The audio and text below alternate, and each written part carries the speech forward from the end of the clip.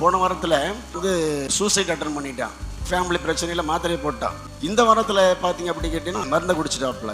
இது சபையில் அறிவிப்பாகவே நான் கொண்டு வர விரும்புகிறேன். எதற்கு அப்படின்னு கேட்டிங்க அப்படின்னா, இந்த சூசைட் அட்டன் பண்ணுறது அப்படிங்கிறதுனுடைய நிலை என்னன்னு கேட்டிங்கன்னா, எப்போ ஒரு மனிதனுக்கு இந்த உலகத்தில் நமக்குன்னு யாருமே இல்லை அப்படின்ட்டு எண்ணம் வருதோ அப்போ தான் என்ன செய்வாங்க, தற்கொலைக்குள்ளேயே போவாங்க. தற்கொலை எண்ணம் கர்த்தருடைய பிள்ளைகளுடைய விசுவாசத்திற்கு எதிரானது. நம்பிக்கை அற்ற நாம் மற்றவர்களைப் போல நம்பிக்கை அற்றவர்களாய் இராதபடிக்கு அப்படின்னு பார்க்குறோம். இப்போ நான் சூசைட் அட்டன் பண்ணுறேன் அப்படின்னா எனக்கு இயேசு எனக்கு போதுமானவர் அப்படிங்கிற நம்பிக்கை எனக்கு இல்லைன்னு அர்த்தம்.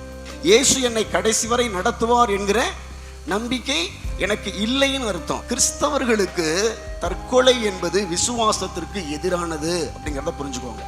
ஏன் அப்படின்னு கேட்டிங்கன்னா, நாம் சாவினாலும் நம்முடைய மரணத்தினாலும் நாம் தேவன் என்ன செய்யணும், மகிமைப்படுத்த வேண்டும். சூசைட் பண்ணி நான் ஒருவேளை இறந்தேன்னா அந்த சாவு தேவனுக்கு மகிமையா இருக்குமா?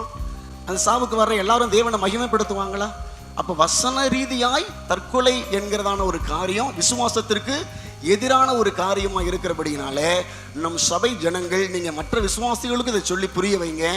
எல்லாருக்குமே சொல்லுங்க, தற்கொலை என்பது விசுவாசத்திற்கு எதிரான ஒரு செயல். ஆகவே நீங்க தற்கொலைங்கிற சூழ்நிலைக்குள்ள போகவே கூடாது. சொல்ற எல்லாவற்றுக்கும் மேலாக யாரை நம்புங்க, கர்த்தரை நம்புங்கள். கணவனோ மனைவியோ பிள்ளைகளோ மாமியாவோ மருமகளோ யாருமே உசுருக்கு உசுரா இருப்பேன் அப்படிலாம் எல்லாரையும் விடுங்கள். முதலாவது கர்த்தரை நம்புங்கள். தற்கொலைக்கான காரணம் கடவுளை நம்பாததுதான்.